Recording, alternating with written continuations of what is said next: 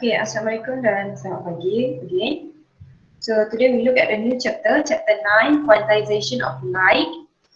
Okay, so the first subtopic here is on Planck's quantum theory.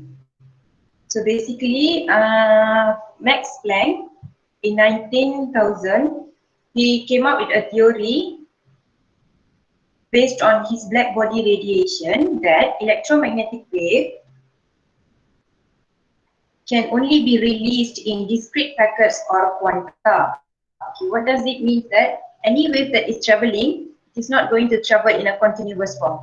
This is not how it is going to be. However, he said that every electromagnetic has to be released as a discrete packet. Maksudnya dia macam seketul-seketul ataupun sebiji-biji, dia kena keluar like that. So in his image, he has deduced that whatever wave we have is going to produce in discrete packet. You're going to have many packets of electromagnetic wave. This is what he managed to convince from his black body radiation experiment.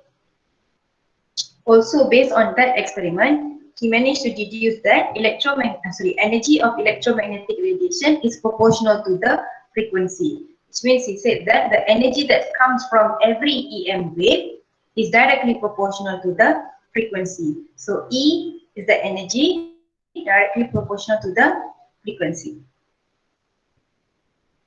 Okay, thus energy carried by one of these wave packet has to be E is equals to HF. Maksudnya setiap discrete packet ini, setiap biji yang macam mitochondria ni akan mempunyai energi sebanyak E is equals to HF based on his proportionality of energy is directly proportional to the frequency. So setiap bundle of energy ini akan ada E is equals to HF, where E is the electromagnetic energy, F is the frequency, and H here adalah Planck's constant. Kita panggil dia Planck's constant, where it has a value of 6.63 times 10 to the power negative 34 joules second. Okay. However, whatever he has mentioned here is a little contradict to our initial ataupun classical theory. Okay, so based on Planck's theory, kita ada dua benda baru yang kita deduce, which is contradict to whatever we initially had, which is the classical theory dekat sini. Okay, berdasarkan Planck's quantum theory, he state that energy is radiated in discrete packet of energy, atau boleh cakap setiap energy itu quantized. Okay, iaitu dia adalah seketul-seketul dekat sini. Whereas in classical theory, it is mentioned that energy is radiated in a continuous form. Okay, energy is in a continuous form. And then next, Planck's quantum theory adalah energy is depend on the frequency, whereas classical cakap it is independent on the frequency. Sebab based on classical theory, energy only depends on intensity.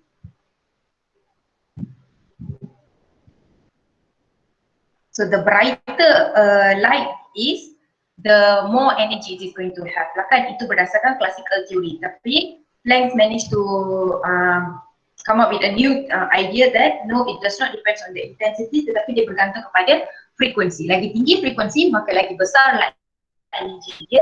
Sebab of this equation, E is equals to HF ataupun proportionality yang dia managed to deduce lah. E is directly proportional to the frequency. Okay, kalau kamu tengok chapter 9 ni is quite a lot on theory, comparison and also explanation of a particular experiment lah kan. So kira-kira dia sangat sikit, satu je equation yang kamu akan ada dalam subtopic 9.1 ini, iaitu E is equals to HF. And then we are going to have another second equation comes from Einstein punya lah kan. So kita akan ada dua saja equation untuk 9.1 ini, subtopic 9.1, dua saja equation. However, dia akan banyak on you to explain the theory here, di mana you should know the table here, iaitu the difference between Planck's and also classical theory. Awak kena tahulah apa beza antara mereka. The first one adalah energy is quantized. Kalau classical kata energy is in continuous form. Planck cakap energy depends on the frequency, classic cakap independent of the frequency, tidak bergantung kepada frequency itu saja. Okay, and then next came Albert Einstein in 1905, who successfully explained the photoelectric effect. This is the experiment that yang menyebabkan dia dapat Nobel Prize sebenarnya. He got Nobel Prize for this particular experiment actually in 1921. Sebenarnya dia dapat a year after that, 1922. Okay. Basically what he did in this experiment adalah dalam photoelectric effect ini, dia explain that light is not only a wave. Okay. Dalam chapter 8 kamu belajar diffraction dan juga interference of light. Ini sebab the light behave as a wave. Kita imagine wave yang tengah travel, dia interfere dengan another wave and then dia produce interference, ataupun dia bertemu dengan any gap and then dia akan jadi diffraction dekat situ.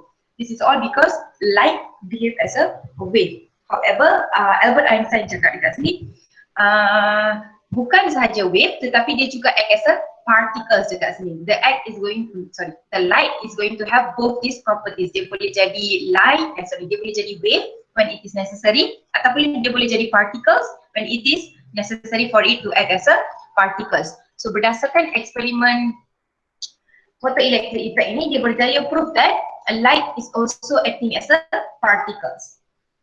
Okay, so Albert Einstein use Planck's punya idea lah sebenarnya, which talks about energy is released in a discrete packet. Ini adalah idea of the Planck kan, dia cakap discrete packet maksudnya seketul-ketul ini. So dia menggunakan idea ini untuk fahamkan photoelectric eksperimen dia, di mana dia cakap propose that light comes in a bundle of energy. Light is transmitted as a thin particle called photon. Okay, setiap cahaya yang keluar itu, yes, it is going to be released as a mitochondria yang tadi kita decide tu, yang discrete packet tu. Okay, tapi kita panggil ini sebagai photon. Okay, the energy of the photon can be calculated using the equation below. Selain daripada E is equals to HF, which memang Planck dah deduce awal-awal, he said that the electromagnetic wave travels with the speed of light in the vacuum. C, speed of light in the vacuum, is equals to F lambda. Therefore, you substitute your F dekat sini, rearrange this equation, C is equals to F lambda, jadikan F subject menjadi C over lambda dekat sini, and then based on equation of Planck, E is equals to HF, our substitute H C over lambda. Okay, so this is the equation that Einstein managed to deduce. E is equals to HT over lambda. Okay, ini adalah Einstein yang deduce. Okay, lambda ini relate to the wave properties of the particle lah kan dekat sini. Okay, it is travelling at the speed of light. Okay, the energy of the photon is generally expressed in the unit of electron volt. Okay, we have to remember dalam chapter 9 ini, energy kita jarang guna unit joule. Walaupun kita tahu unit dia adalah joule, tapi kita jarang guna unit joule. Dekat chapter 9, kita akan guna unit electron volt, iaitu EV. E kecil, V besar. Okay, electron volt ini represent satu elektron darab dengan satu volt. Okay, so the unit conversion from EV to joule, which means 1 electron volt is equivalent to 1.6 times 10 to the power negative 19 joule. Okay, unit conversion dia dekat sini adalah 1 electron volt bersamaan dengan 1.6 darab 10 kuasa negatif 19 joule. Okay, so if it was given in joule, dia minta EV, awak kena pandai convert lah guna relationship ini. Ataupun kalau dia bagi dalam EV, awak kena convert pergi joule, you have to use this relationship lah. SI unit dia adalah joule, tapi dalam chapter ini commonly used adalah electron volt. Okay, this is the next subtopic here, 9.2 photoelectric effect. This is the experiment that Einstein conducted yang menyebabkan dia menang Nobel Prize itu.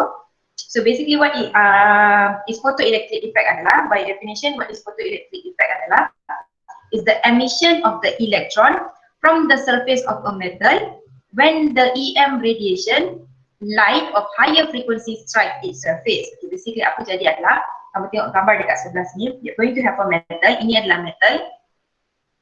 Okay, this is your metal here. In your metal, apa yang akan ada adalah, kita akan ada dalam metal ini banyak atom, and all this atom is going to have free electron dalam diri dia. Setiap atom ini akan ada free electron is being attracted to the surface of the metal. Okay, semua free electron ini metal kamu ini.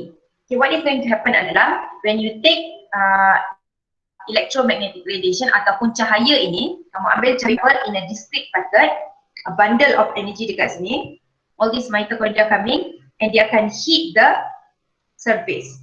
Okay, bila dia bertemu dengan surface ini, apa yang akan jadi adalah kita tahu according to Planck, every packet ini carries energy sebanyak E is equals to HF. Every packet dekat sini akan carry E is equals to HF. So energy yang dia carry ini as it strike the metal surface will be absorbed by the free electron. Iaitu will be absorbed by the atom itself lah. So atom akan absorb the energy. Lepas dia absorb the energy, dia akan guna energy yang dia absorb daripada setiap EM radiation ini. Dia akan absorb untuk guna energy itu to overcome the attractive force between the electron and also the metal surface. Okay, once they manage to overcome the attractive force, akan ada electron being released from the surface of the metal. Elektron yang keluar daripada surface of the metal ini kita panggil dia photoelektron. Kenapa kita panggil dia photoelektron adalah disebabkan apa yang masuk adalah photon.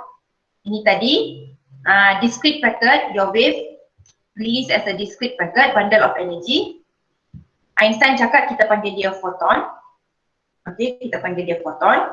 Cahaya, photon, comes, it is carrying energy, dia strike the surface. Bila dia strike the surface, the atom is going to absorb whatever energy yang photon itu ada. Lepas dia absorb, dia akan guna itu untuk overcome the attractive force between the electron dan juga the metal surface.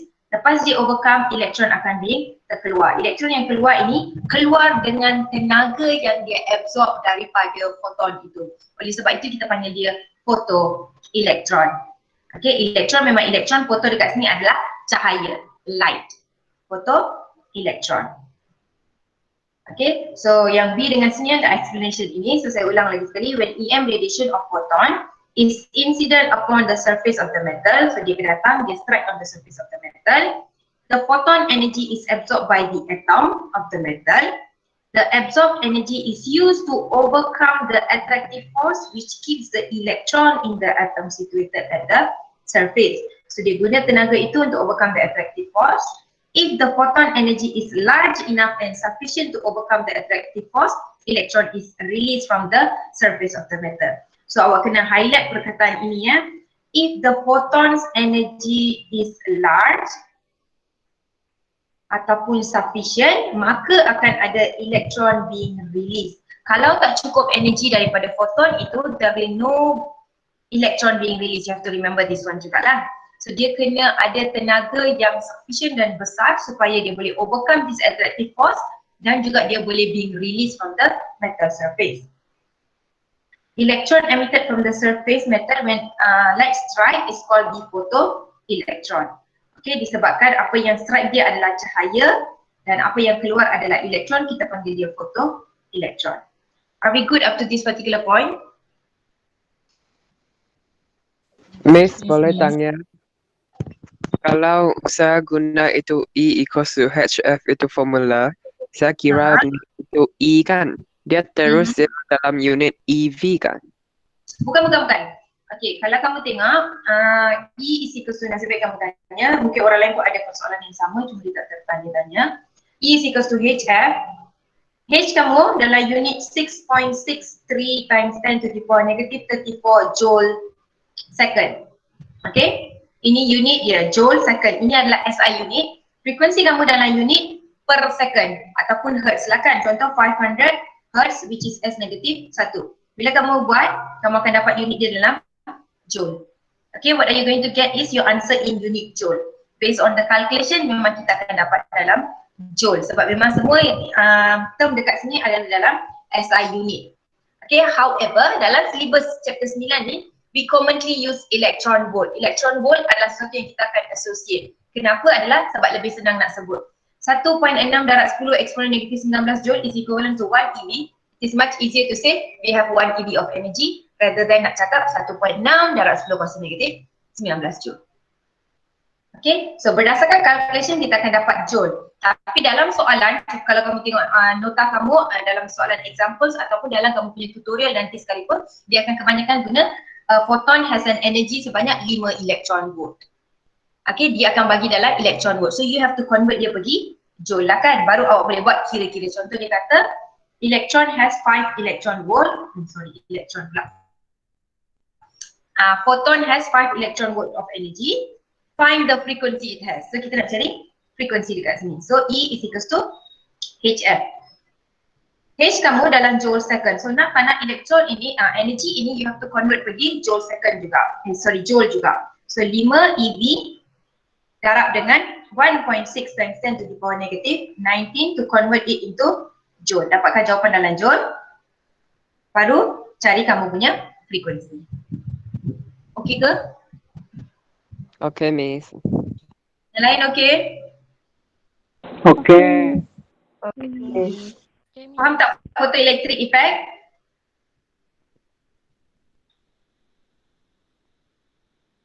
Faham, Miss. Faham. Faham, Miss. Faham.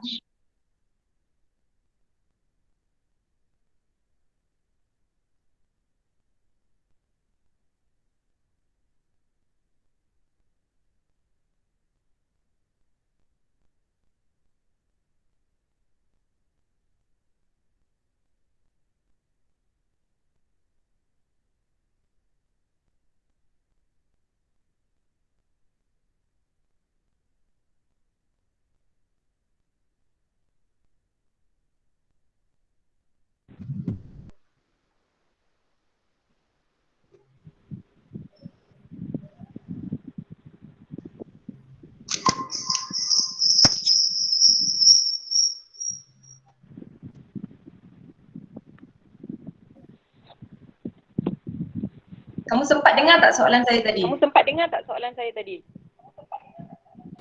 Tidak, Tidak. Miss. Tidak. Macam tidak, Miss? Ya. Okay, kejap saya sebenarnya terkeluar daripada sendiri sebab macam ada poor connection dekat sini. Alright, sebenarnya saya tanya dekat, saya tanya Akid. Akid ada Akid? Kenapa, Miss? Tanya apa? Okay, Akid, what is photoelectric effect in simple term? Tanpa menggunakan definisi ini, apa yang kamu faham pasal photoelectric effect?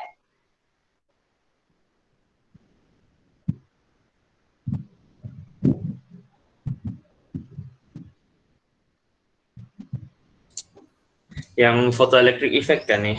Ya, photoelectric effect. Macam mana kasih terangkan ringkas? Apa yang kamu faham? Kalau orang cakap photoelectric effect ni, oh ni pasal apa? Kaitan dengan pergerakan itu, pergerakan elektron disebabkan oleh disebabkan oleh cahaya. Okay, bolehlah. Pergerakan itu kita guna perkataan yang lebih sesuai iaitu emission of electron. So bila orang cakap, yang lainnya dengar juga, this is for everyone.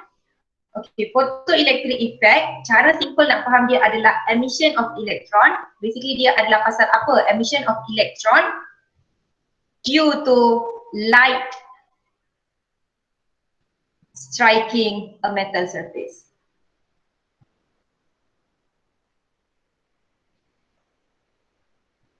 Okay, dia adalah emission of electron due to light striking a metal surface. Tapi dalam tu kita kena faham dengan detail, elektron hanya akan terkeluar bila light yang datang hit the surface itu kena carry energy yang sangat-sangat besar. Okay, baru elektron boleh release lah kan. Okay, so you have to remember all this and process of photoelectron dekat sini lah kan. Macam mana elektron itu boleh keluar. Okay, this is what the experiment conducted by Einstein, photoelectric experiment. So what you have here, apa yang kamu akan ada dekat sini adalah you're going to have two conducting electrodes, satu anode dan juga satu cathode. Okay, this is your anode which is a positive electric potential, and then kita ada cathode, negative electric potential. Are encased in an evacuated tube, kita panggil vacuum. Okay, so dekat sini kita ada glass chamber. Dalam glass chamber ini we do not have anything except for vacuum lah dekat sini.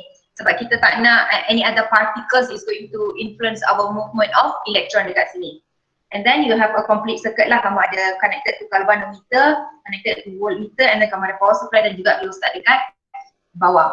Okay, apa yang akan jadi dekat sini adalah you are going to shine some light yang kita panggil monochromatic light dengan frequency and intensity that we know. Okay, whatever light that you're using here, the electromagnetic light dekat sini, you should know the frequency and intensity. And then apa awak buat adalah awak suluh cahaya itu pada your cathode. Okay, you're going to shine the lights on the cathode.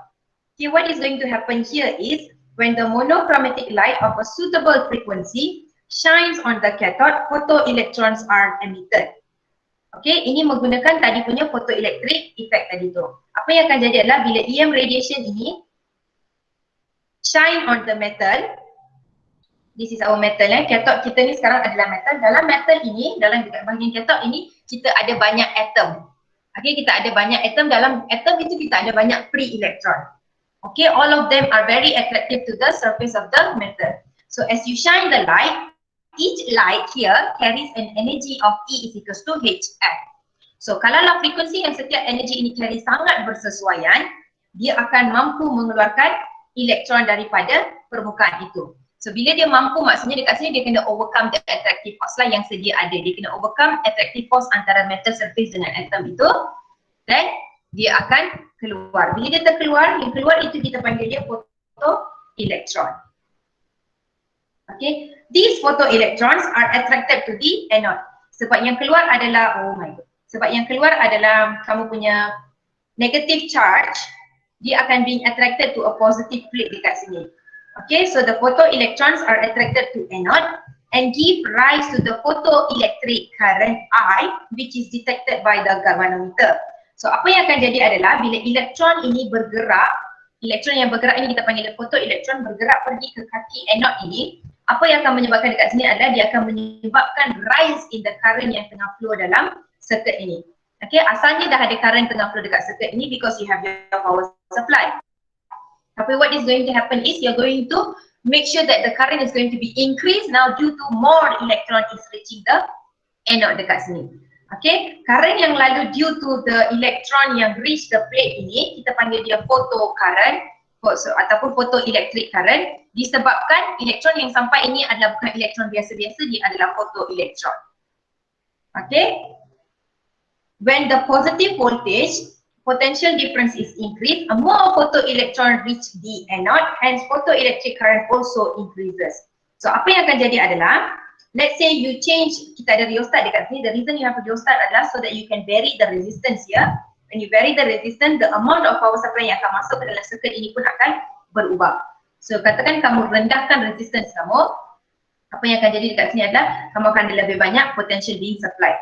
So when you produce more potential here, your positive plate here is going to become more positively charged dekat sini. So apa yang akan jadi dekat sini adalah lebih banyak elektron will be able to be attracted by the positive plate. Bila kita ada lebih banyak elektron yang be attracted, maka kita akan ada lebih banyak photoelectric current. Okay, as the positive voltage becomes sufficiently large, maksudnya bila voltage of the plate dekat sini dah sangat besar, maksudnya dia dah sama besar dengan power supply, maksudnya you could not increase dah lagi sebab dia dah reach the maximum power supply that you can give. The photoelectric current reaches a maximum constant value, Im, kita panggil dia saturation current. Okay, you will reach a current, kita panggil dia saturation current dekat sini. Awak akan reach saturation current dekat sini. Im is when you have a positive voltage which is very large. Ataupun kita cakap positive voltage of the anode sini dah sama dengan power supply dekat sini. Therefore at this particular point you have reached a maximum constant value of the current, saturation current. The saturation current is defined as the maximum constant value of the photo current when all the photoelectron have reached the anode. Okay, maksudnya bila semua photoelectron dah sampai ke anode, current yang kita ada dekat sini dah paling maksimum, okay, itu kita panggil dia saturation current.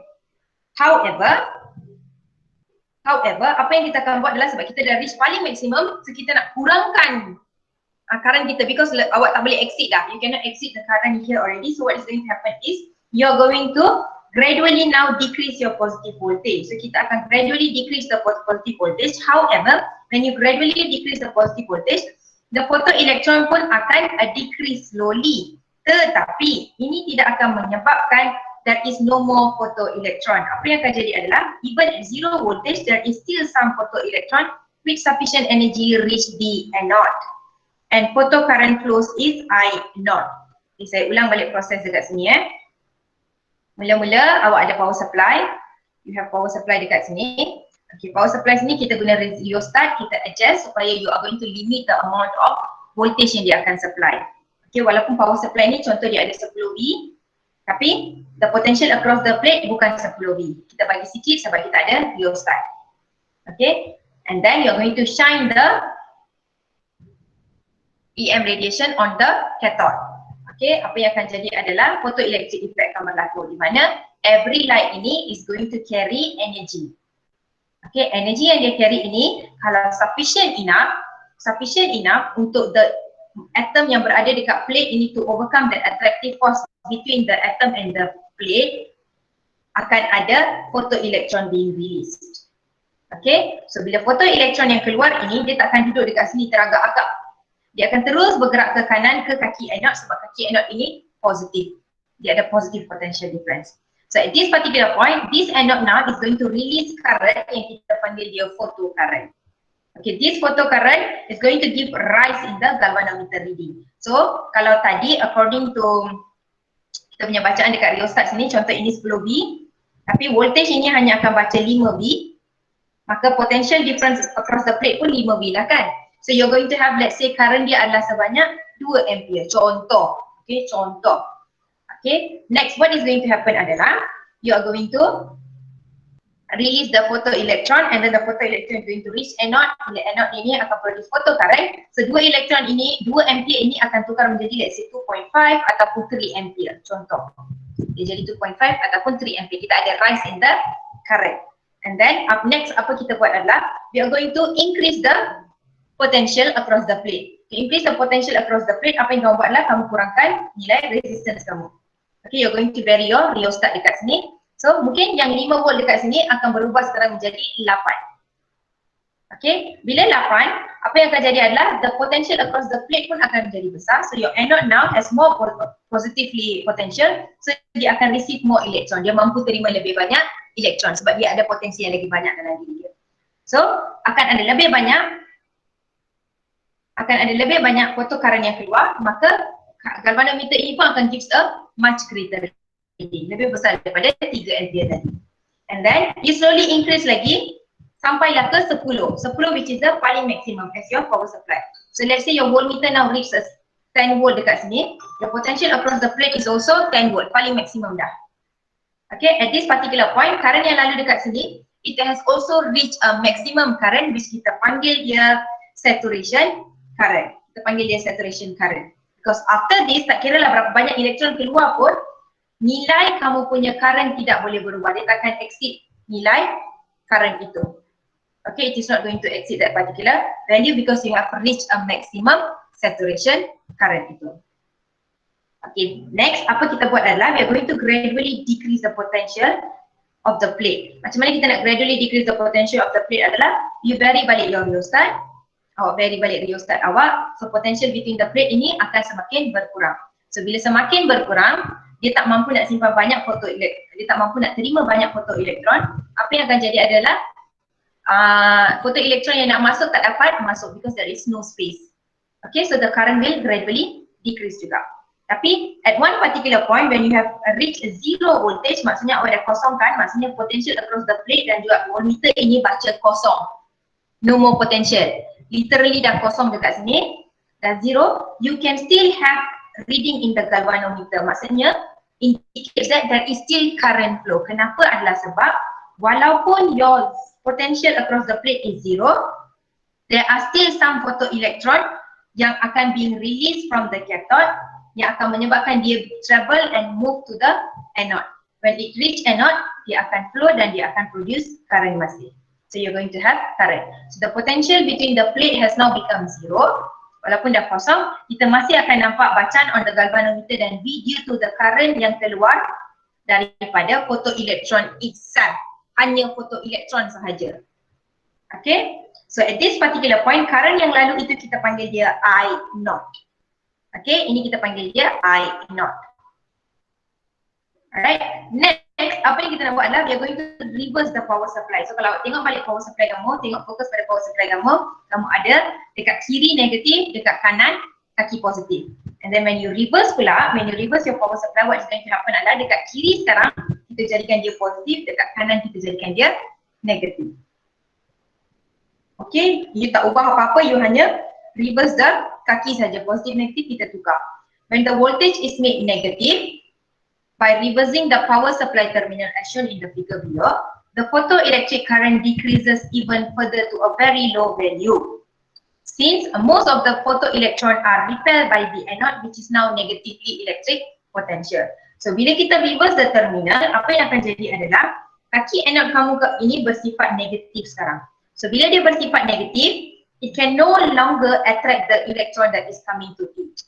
Okay, dia tak boleh attract sebab apa yang jadi adalah dia negatif, orang yang datang dekat dia pun bersifat negatif. So dia akan start to repel. Okay, bila dia repel, the electron can no longer come here. Bila can no longer electron comes, there is no current yang akan flow. Maka slowly, gradually the current is going to decrease sampailah kita reach a particular value yang kita panggil zero current lah. Obviously, tak ada current kan because you are not attracting anymore to give you current. Okay, so power supply memang tadi kita dah kosongkan. Bukan power supply, potential between the plate tadi memang kita dah kosongkan dekat sini by adjusting the rheostat. As the potential of the anode becomes more negative, less photoelectron reaches the anode, thus the photoelectric current drop until its value equals to 0, which the electric potential at this moment is called the stopping potential. So bila current kamu dah literally kosong, I dah jadi kosong, potential at this particular point kita panggil dia stopping potential. Kenapa kita panggil dia stopping potential adalah sebab it is the minimum value of the negative voltage when there is no photoelectron reaching the anode. Sebab at this particular point dah tak ada apa-apa elektron mampu masuk ke dalam anode. Maksudnya dia berjaya stop semua elektron daripada masuk, sebab kita panggil dia stopping potential. However, this stopping potential has a negative value. Okay, dia ada negative value. Kenapa negative value? Is because tadi awak sebenarnya dah sampai zero voltage. Okay, you have actually reached zero voltage, tapi at zero voltage current kamu belum zero. Current kamu adalah I naught dekat sini. So kalau we were to sketch graph of I versus V dekat sini, I versus V dekat sini, what are you going to have adalah ini current kamu, ini V kamu. Bila kamu ada maximum saturation current occur at positive voltage. Contoh positive voltage dekat sini at a particular value, kamu ada nilai current yang paling maksimum. And then what happen is you're going to gradually decrease. You're going to gradually decrease your potential, awak akan kurangkan potential kamu sampailah potential kamu kosong. Bila potential kamu kosong, your V here is 0, V kosong your V is 0, apa jadi adalah your I is not 0. Your I kita panggil dia I naught. Bila V 0 masih ada nilai I. Okay, masih ada nilai I. And then kita reverse terminal. Bila dah reverse terminal, sekarang potential kita bersifat negatif dekat sini. So bila dia negatif, what is going to happen adalah dia akan repel the photoelectron. Bila dia repel photoelectron, akan ada less and less current reaching the, ataupun current being current is flowing in the circuit lah. Kurang current yang akan flow. Sampailah slowly there is no more current. Bila I dah jadi kosong, sini I kosong at this particular point, your I is equals to 0 here. Bila I dah kosong, V yang kita ada ini adalah kita panggil dia stopping potential dan dia mempunyai sifat negatif dekat sini because you have reverse the terminal. Are we good here? Yes, Miss. Salah satu learning objective kamu adalah to explain photoelectric eksperimen sebenarnya. Awak kena explain apa jadi sebenarnya. Mula-mula what happened. This whole process lah in simple term bila positive voltage. And then when you reverse the power supply, apa jadi. So benda-benda penting yang kamu kena ingat dan kamu kena mention adalah the first thing adalah bila light shine, this one, light shine, photoelectron emitted. Lepas tu photoelectron attracted by the anode give rise in photoelectric current. Ini kena ada. And then kamu kena cakap positive voltage increase, more photoelectron, maka more photoelectric current juga. And then at a very large positive voltage, dah paling maksimum, which is dah sama dengan power supply dekat bawah sini, dah tak boleh besar daripada ini dah. What is going to happen adalah your current has reached maximum constant value ataupun kita panggil saturation current. Kena tahu guna term dia. Must use the term maximum constant value ataupun saturation current. And then awak kena cakap you gradually decrease your positive voltage. The photoelectric current also gradually decrease. Akan decrease, dia akan decrease. Tak adalah dia tak berkurang. Lepas tu dia berkurang. Nampak tak? Dia berkurang. Nilai I berkurang dekat sini. Cuma it did not reach a zero yet. Okay, but when your potential has reached zero, that is still current. Okay, current ini kita panggil dia I dot. Okay, I is not zero when your V is zero, but your I is I naught. And then what you do is you reverse the terminal. Bila awak reverse the terminal, your anode now becomes negative. Your anode becomes negative. Okay, so when your anode becomes negative, it is going to repel whatever electron that is coming to it. So bila dia repel the electron, the current is going to gradually decrease. So bila dia gradually decrease, at one point it has reached a zero. Bila dia dah sampai I is equals to zero, itu potential at that particular point itu kita panggil dia stopping potential. That's how you should explain your photoelectric experiment lah. Are we good up to this particular point? Yes. Yes, miss. Okay, so equation ataupun graph on photoelectric experiment, graph ini awak kena tahu sketch. Ini graph yang saya lukis dekat atas, iaitu graph of photoelectric current. Graph of photoelectric current versus the voltage V. Okay, graph of I versus V. Bentuk dia adalah ini bentuk dia, tak boleh berubah. Memang inilah bentuk dia. Okay, ini kita panggil exponential curve sebenarnya. Exponential curve where when you have a positive voltage, you have maksudnya sufficient positive voltage, you have a saturation current dekat sini. And then as you slowly decrease your potential, your I is going to drop. Your I is going to drop. At V is equals to 0, your I is equals to I naught. V kosong, I is equals to I naught. And then you reverse your terminal. Once you reverse your terminal, your I is going to gradually decrease. So bila dia tengah berkurang, at one particular point dia dah sampai ke I kosong. There is no more reading on the galvanometer. Galvanometer takkan deflect sebab dah tak ada current yang masuk. Okay, tak ada current dalam circuit. At that particular point, potential yang kita ada, macam daripada voltmeter itu akan give a reading on the voltmeter tu, itu kita panggil dia stopping potential. Okay, so on the right here kita panggil before reversing the terminal. On the left here kita panggil after you reverse the terminal dekat sini. Okay, the potential energy U due to this retarding voltage Vs, ini kita panggil retarding voltage, stopping potential ni, now equal to the maximum kinetic energy K max of the photoelectron. So your potential energy now is equals to K maximum, maximum kinetic energy. Your your potential energy here kita relate dengan stopping potential kita, iaitu E darab dengan Ds, iaitu elektron darab dengan stopping potential itu. Charge of the electron darab dengan stopping potential. E dekat sini adalah the charge of electron. You should know the charge of electron adalah 1.6 times 10 to the power negative 90. This is the charge of the electron. Vs ni bergantunglah apa saja stopping potential yang dia bagi dalam soalan. Negatif 2 V ke, negatif 10 V ke, negatif 15 V ke, whatsoever. Sama dengan half mv squared. Alright, okay, next kita nak balik tengok pada term-term yang baru dekat sini, iaitu work function, threshold frequency dan juga stopping potential. Kita ada 3 benda baru dekat sini. Okay, apa itu work function? Okay, work function is defined as the minimum energy of the electromagnetic radiation required to emit an electron from the surface of the metal. It depends on the metal surface. Okay, kita recall balik kita punya photoelectric effect. Dalam photoelectric effect, kamu akan ada metal. Okay, dekat metal surface ni kamu akan ada atom lah kan. Dekat atom ini you have many free electron. This free electron is being attracted to the surface of the metal due to the attractive force lah. So dia memang ada satu tenaga yang kuat lah, ataupun daya tarikan antara mereka yang sangat kuat dekat sini. Okay, so when you shine your light here, each light is going to carry an energy of E is equals to HF. Okay, E is equals to HF ini, yang dia carry ini, energy yang dia carry ini kena lebih besar daripada attractive force dekat sini supaya elektron boleh release.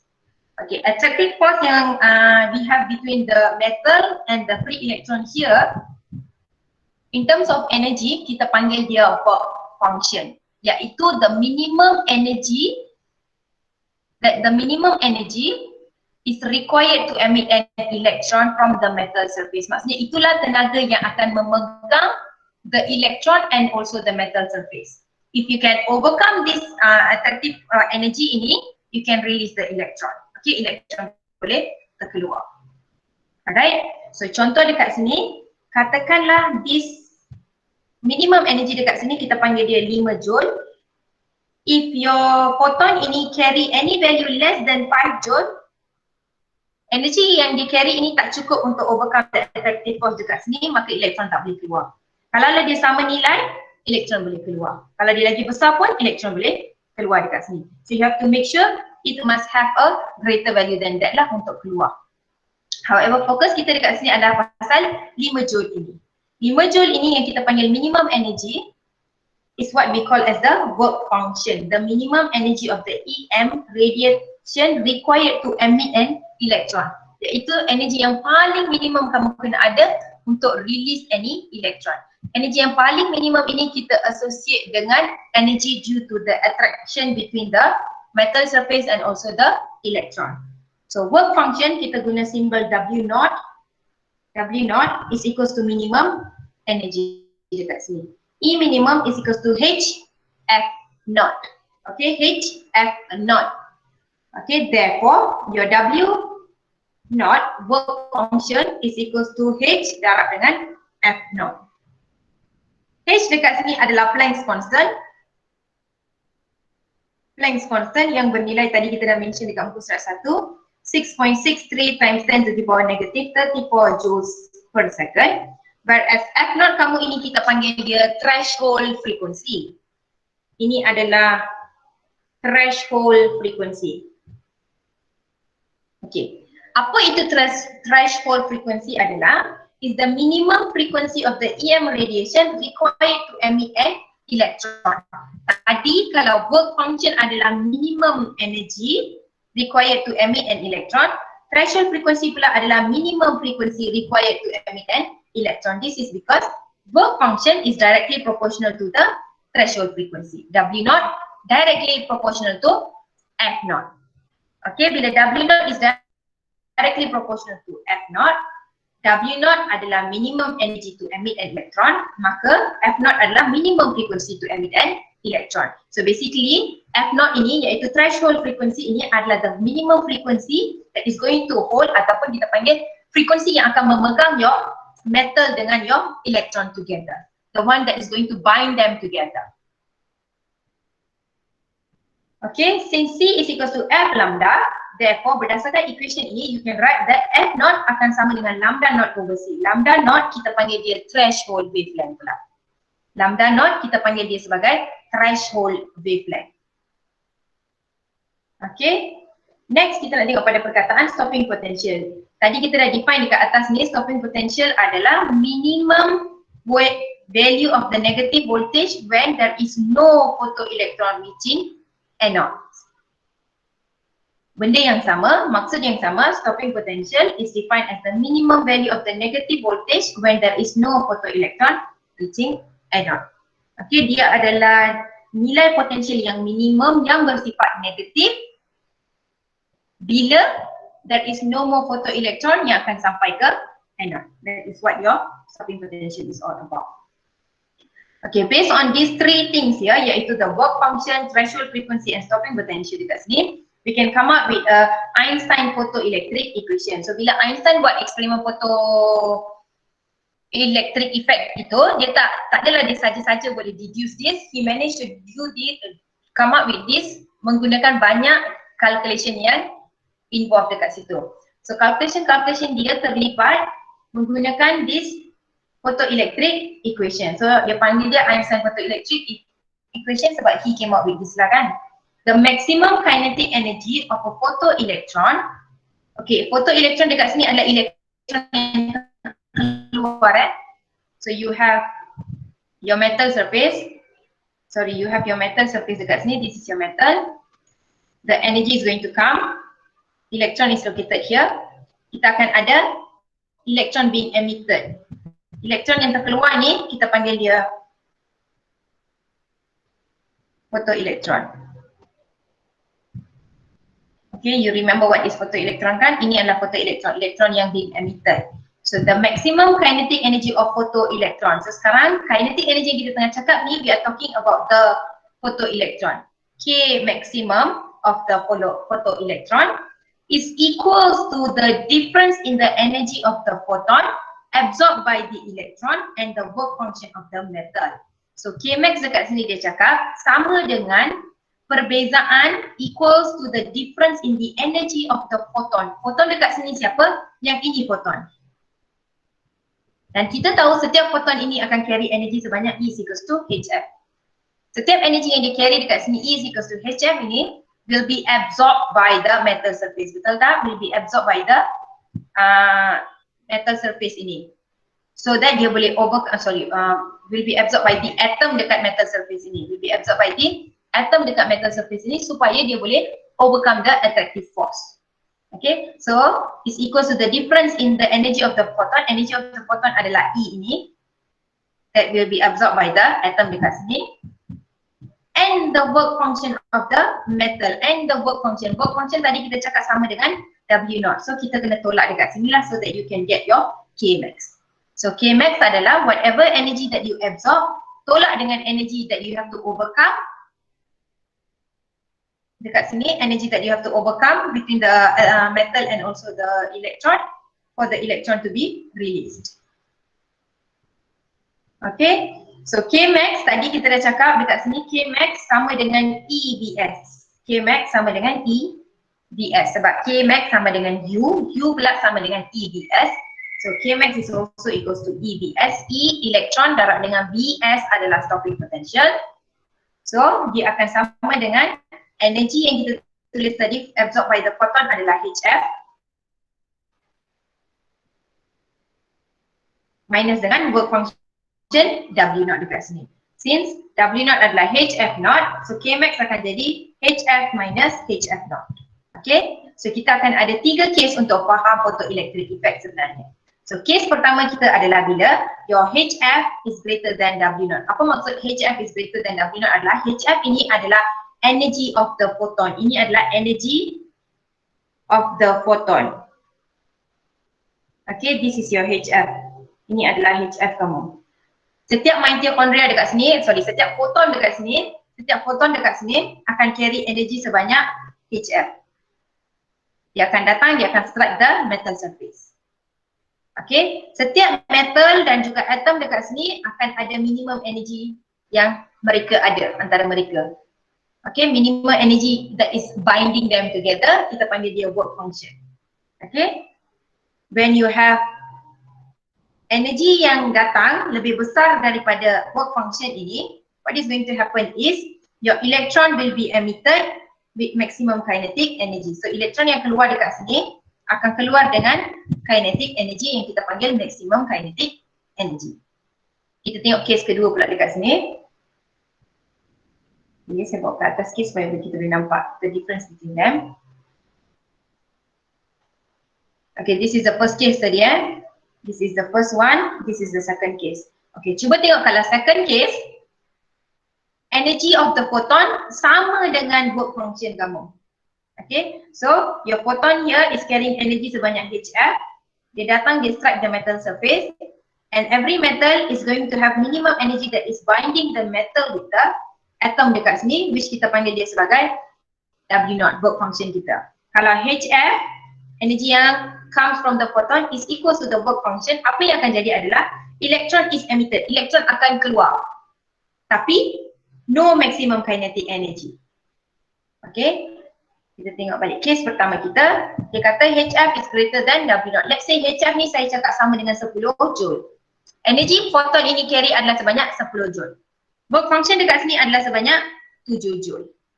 Okay, so apa yang akan jadi adalah this atom in the metal surface is going to absorb 10 joule daripada photon ini. So photon bagi 10 joule, photon datang dengan 10 joule. Atom absorb 10 joule itu, lepas dia absorb dia akan lawan dengan metal surface ini, dia lawan. Okay, untuk lawan dia kena guna 7 joule dekat sini. So, daripada 10 joule energy yang diabsorb tadi, dia dah guna pakai 10 joule. So, dia akan keluar dekat sini dengan remaining 3 joule itu. 3 joule yang dia tak keluar dekat sini adalah your maximum kinetic energy. Because 10 minus dengan 7 tadi. Sebab Kmax adalah apa? Energy of the photon minus the work function dekat sini. Energy of the photon minus the work function. So, whatever energy yang remaining kamu ada dekat sini adalah the energy that the photoelectron is going to use to escape from the surface. Dalam kes kedua pula, kamu ada photon. Let's say photon kamu carry 7 joule energy. Okay, setiap photon ini tengah carry 7 joule energy and your work function here is also 7 joule. Dia akan absorb, dia akan lawan dengan metode ini. Lepas dilawan, dia dah guna pakai semua 7 joule dekat sini. Apa yang akan jadi adalah elektron akan terkeluar. Elektron terkeluar sebab dia dah manage to overcome the attractive force dekat situ. Cuma dia tak dapat pergi mana-mana. Dia cuma terkeluar, dia duduk dekat situ sebab dia dah tak ada kinetic energy as Kmax here is equals to E minus W naught. E kamu adalah 7, tolak dengan 7 juga. You do not have any energy left. Okay, so dah guna pakai semua energy yang kamu ada, remaining kamu adalah kosong, so kamu hanya mampu keluar daripada metal surface itu dan duduk dekat atas saja tapi tak mampu nak gerak ke mana-mana. You do not have any velocity at this particular point because your K here is 0. Bila K 0, the electron does not have any velocity. You have to remember, bila energy of the photon sama dengan work function, electron is emitted. Bukan tak terkeluar, elektron keluar. Cuma maximum kinetic energy dia kosong, leads to velocity dia kosong, maka dia tak boleh bergerak ke mana-mana. Dia hanya mampu keluar dan duduk dekat atas surface itu sahaja. Dalam kes pertama tadi tu, elektron akan keluar, bukan setakat keluar, boleh pergi lagi jauh sebab dia ada 3 joule. Dan when you have Kmax sebanyak 3 joule, Kmax is equal to half mv square. When your kinetic energy is maximum, your velocity pun maximum dekat sini, you're going to be emitted and travel with a velocity sebanyak Vmax dekat situ. Kes ketiga kita pula, when your photon energy HF is less than your work function. So contoh sekarang kamu ada hanya 5 joule being carried by the photon, but you require 7 joule dekat sini. Awak memerlukan 7 joule. So apa yang akan jadi adalah bila energi yang datang itu awak absorb tapi awak tak dapat lawan dengan 7 joule. Maksudnya awak tak dapat lawan dengan metal surface itu to require the minimum energy dekat sini. Sebab minimum dia adalah 7. Tapi awak hanya ada 5 joule sahaja dekat sini. At this particular point, there is no electron is emitted. No electron is emitted. So you have to remember you have 3 cases. Bila the photon energy is greater than the function, electron is emitted with maximum kinetic energy. Bila photon energy is equal to the work function, electron is emitted but no maximum kinetic energy, kosong kinetic energy dia. Third case kita dekat sini adalah HF is less than W naught, maka no electron is emitted dekat sini. Okay, another thing dekat sini adalah kadang-kadang dia tak akan guna energy of the photon is greater than work function ke, dia akan guna term frequency dekat sini. Boleh juga dia guna frequency is greater than frequency naught. You have to remember dalam equation photon energy E is equals to HF. Dalam equation work function pula W is equals to HF naught. Okay, H dekat sini both of the case adalah constant. So energy of the photon is directly proportional to the frequency. Work function pun is directly proportional to the threshold frequency, iaitu minimum frequency required dekat sini. So if the frequency of the light is greater than the threshold frequency, electron emitted with maximum kinetic energy. If the frequency of the light is equal to the threshold frequency, electron is emitted but zero kinetic energy. If the frequency of light is less than the threshold frequency, no electron is emitted. Dia benda yang samalah dekat sini. Cuma dia guna term F, dia tak guna energy. Dia compare guna frequency, dia tak compare guna energy. Are we good here? Yes, miss. Yes, miss. Okay, next adalah kita akan tengok 3 jenis graf dan you should be able to interpret whatever information you have from all these graphs dekat sini. Ini yang pertama, ini yang kedua dan ini yang ketiga dekat sini. Semua tiga-tiga graf ni awak kena faham dan awak should be able to keluarkan informasi daripada graf ni. Maksudnya awak kena tahulah setiap titik yang dia langgar dekat sini membawa maksud apa. Alright, so the first graph dekat sini kita ada graph of maximum kinetic energy versus the frequency. Okay, maximum kinetic energy versus the frequency. Okay, apa kaitan maximum kinetic energy dengan frequency adalah Kmax, whatever energy that the photoelectron is going to carry. Kmax hanya ada pada photoelectron, you have to remember this.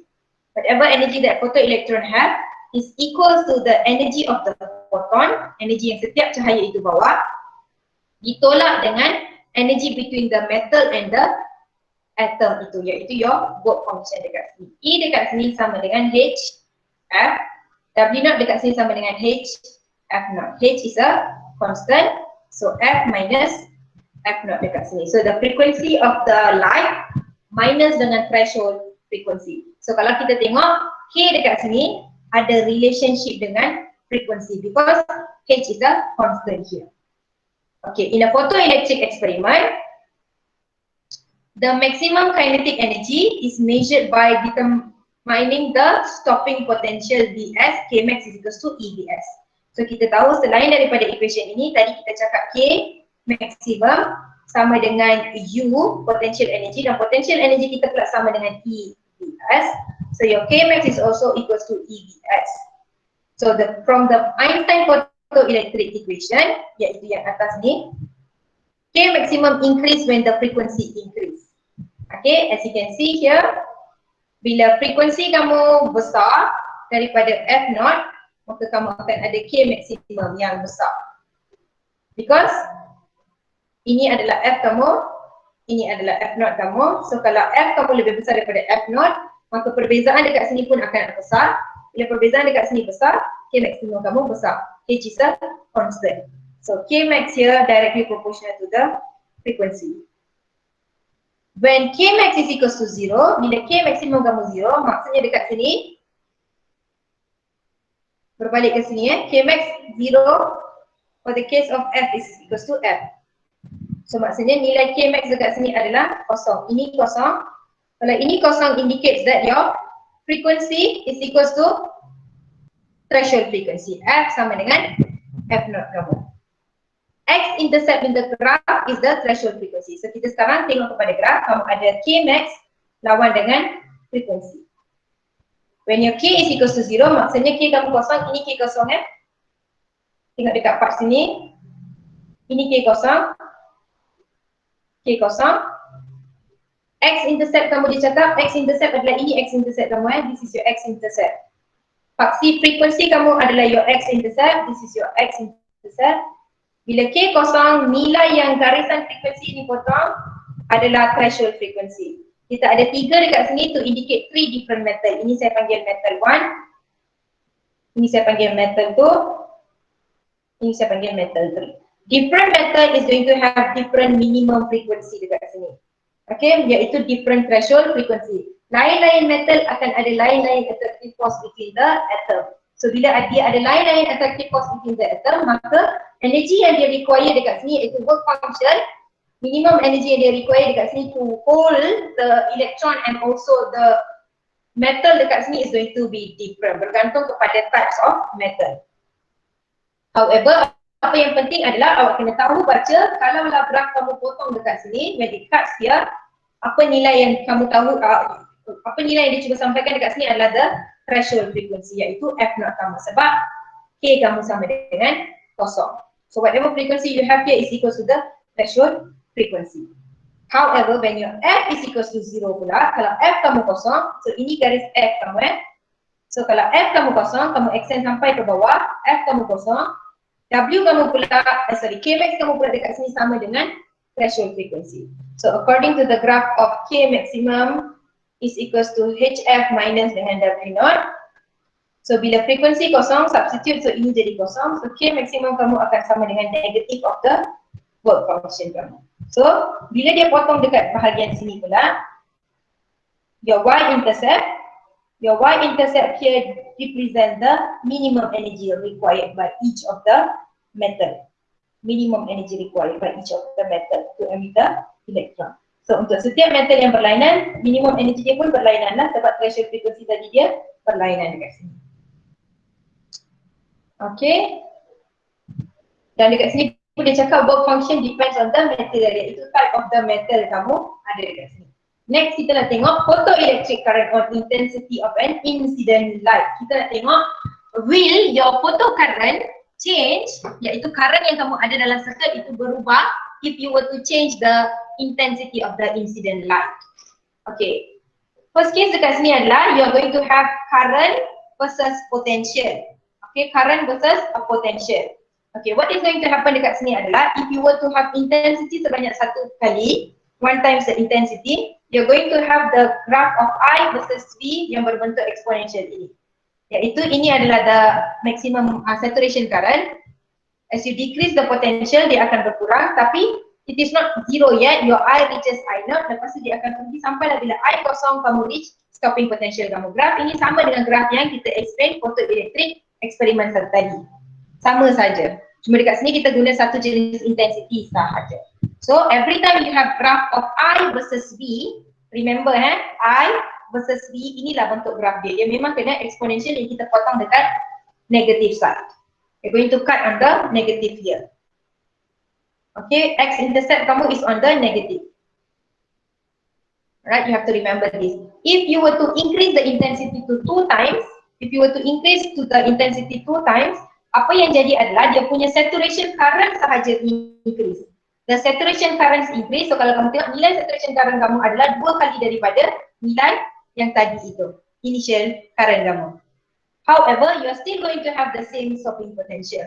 So, increasing the intensity does not increase atau decrease the stopping potential. Dia masih akan stop at the same particular voltage. Dia masih akan stop electron from reaching the anode at the same particular voltage. Kalau negative 2, our increase intensity dia sebanyak mana pun dia tetap negative 2. This is because the energy does not depends on the intensity. It depends on the frequency. Itu reason dia dekat sini lah. Cuma apa yang berbeza dekat sini adalah if you increase the intensity, mungkin, bukan mungkin, nilai maximum saturation current kamu itu saja berbeza dekat sini. Next, kamu akan ada graph of I versus intensity. Photocurrent versus intensity dekat sini. Bila photocurrent versus intensity, if you have greater intensity, maka you akan ada maximum current yang 1 kali M. The greater the intensity, the greater the maximum current dekat sini. Itu je awak kena ingat. The greater the intensity, the greater the maximum current. Let's say awak increase lagi intensity pergi 3 kali X, awak akan ada 3 kali I M dekat sini. 3 kali I saturation dekat sini.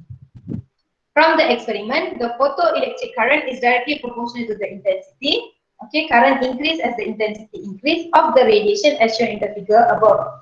Light of greater intensity but constant frequency. Awak tak tukar frequency Frequency kamu masih sama. So untuk intensity 1 kali ni, 1 kali X ni, frequency yang kamu guna adalah F. Dekat sini pun kamu guna F. Frequency yang sama. Delivers more photon per unit time to the metal surface. Okay, therefore the number of electron ejected per second increases as the intensity of light increase. So kalau intensity kamu besar, apa yang akan increase dekat sini adalah bilangan elektron yang akan keluar daripada cathode ke anode. Itu saja yang akan increase. Okay, it will not increase the energy dekat sini. It will not increase the stopping potential dekat sini. Cuma bilangan elektron yang keluar itu akan jadi lagi banyak. So bila banyak elektron keluar, maka banyak photocurrent. Itu sahaja. Because electron is what has been converted into photocurrent. Okay, are we good here? Yes, miss. Yes, miss. Okay, the last one here is the comparison of classical physics and quantum physics. Okay, kita nak tengok pada perbezaan antara yang paling klasik iaitu sebelum-sebelum ni punya assumption dan juga quantum physics. Quantum physics dekat sini kita panggil modern lah, after experiment done by Planck dan juga Einstein inilah kan. So classical adalah anything before that, sebelum tahun 19,000 itu. Okay, observation based on photoelectric experiment iaitu Einstein punya eksperimen adalah Einstein cakap when you have metal surface dekat sini, kita ada elektron duduk dekat sini, when you shine the light, iaitu photon datang dengan a certain energy, katakan energy dia sangat besar lah, sangat sufficient, apa yang akan jadi adalah elektron yang keluar dekat sini adalah electron will be released immediately. The electron is emitted immediately. So as soon as the photon strike the metal surface, energy yang photon itu ada sangat-sangat besar daripada work function, contoh very sufficient enough, elektron itu akan terkeluar dengan kadar yang sangat segera without any delay.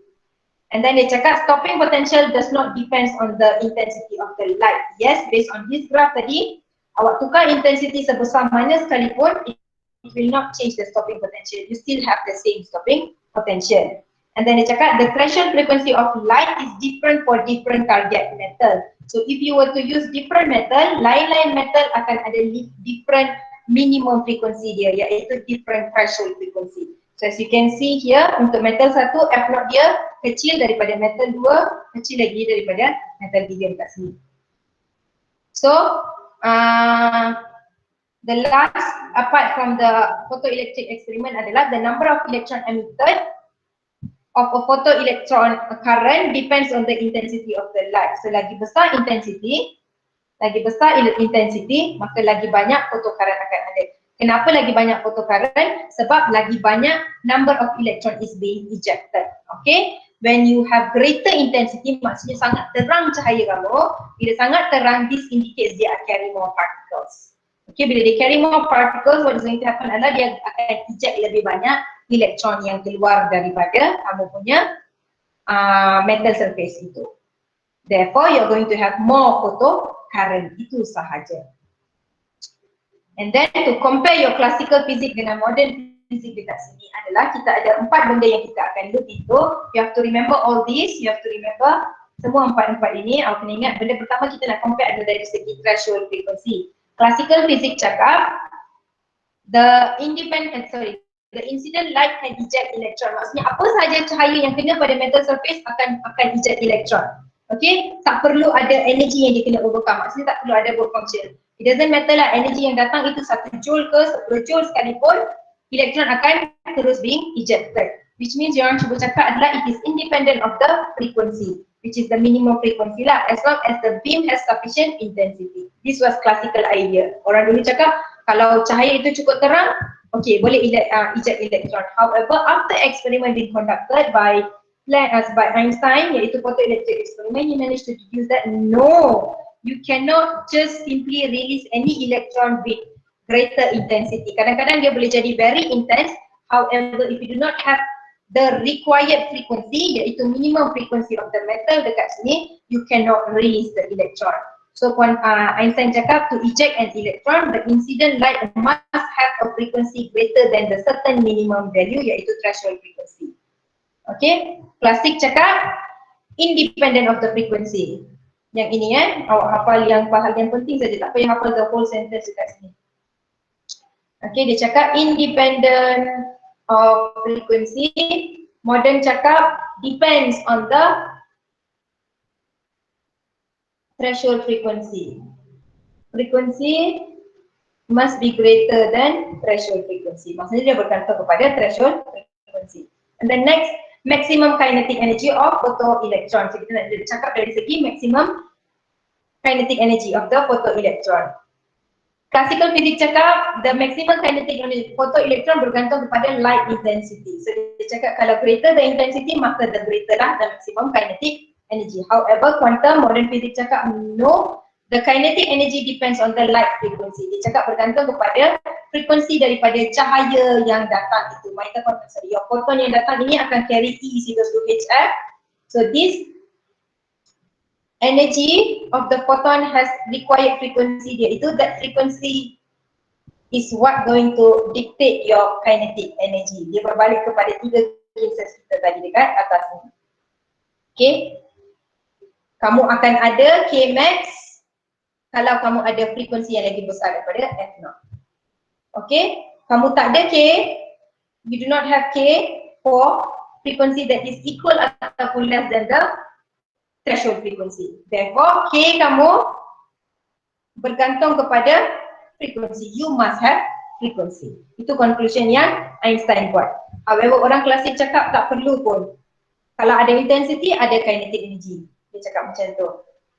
Okay, and then emission of photoelectron, sama juga classical theory state that there should be some delay in the emission of the electron. Maksudnya dia cakap, kan dia kata dia punya eksperimen semua bergantung kepada intensity. So bila you have metal surface dekat sini, and then the light comes and shine, bila cahaya datang and shine, elektron ini tak keluar sebab dia kata ada delay. Bukan dia tak keluar, dia akan keluar mungkin lambat lagi, mungkin bertahun lagi lah. Itu maksud classical. However, the reason dia tak keluar adalah sebab energi yang kita ada dekat sini tak cukup untuk overcome this work function. That is the reason sebenarnya. Diorang tak deduce this one, so diorang cakap oh ada delay sebab dia tak keluar sebab ada delay.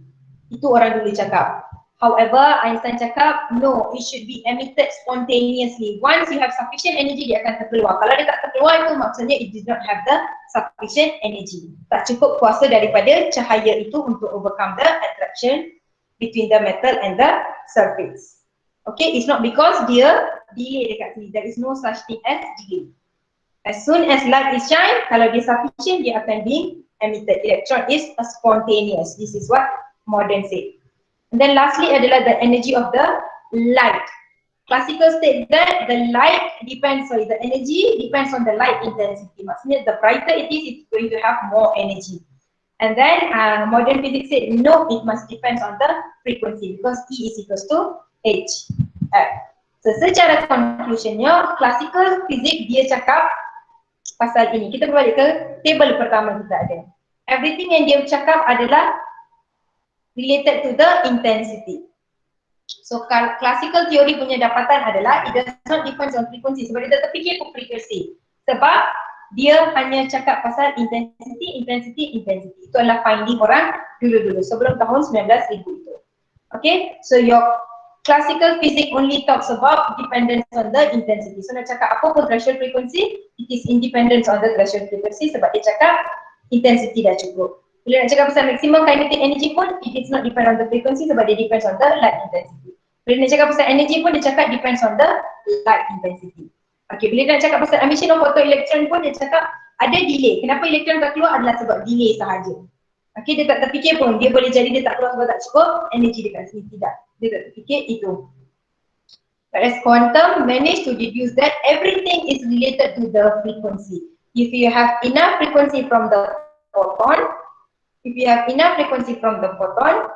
can emit the electron immediately. So when you emit the electron immediately, this leads to the energy of the light depends on the frequency, maximum kinetic energy depends on the frequency, threshold frequency pun depends on the frequency juga dekat sini. Okay, so orang modern cakap frequency, dependent on the frequency. Orang classical cakap intensity. Itu saja general difference between them. Any question? Ya ada. Kalau saya ada. Okay, sebenarnya itu saja untuk chapter 9. We have literally finished chapter 9. This is one of the shortest chapter. Kita ada lagi chapter yang lagi pendek, iaitu chapter 10 nanti. So 9, 10, 11 adalah chapter yang pendek dan contribution of marks dia pun sikit juga.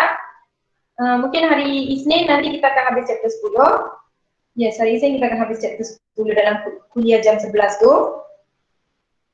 So sekarang saya nak kamu habiskan, ada 4 je example saya rasa dalam nota, kamu habiskan all the 4 examples there and then do your tutorial question. Kejap lagi saya dah upload soalan tutorial dekat DC. So habiskan soalan example, habiskan soalan tutorial kamu. Chapter 9 dia tak banyak calculation macam saya cakap, it is more on theory, understanding the chapter, tetapi dia adalah one of the easiest chapter to score. Sangat-sangat senang nak score lah, tak payah risau. Maksudnya saya rasa dia macam 4% atau 6% saja untuk final nanti. So this 4 atau 6% dah ada dalam tangan lah, sebenarnya tak payah risau lah. Okay, kalau tak ada soalan itu sahaja untuk hari ini. Thank you very much. I'll see you guys on Monday. Thank you, Miss. Okay, Miss. Thank you, Miss. Thank you, Miss. Bye, Miss. Thank you, Miss. Bye, Miss. Bye, Miss. Bye. Thank you, Miss.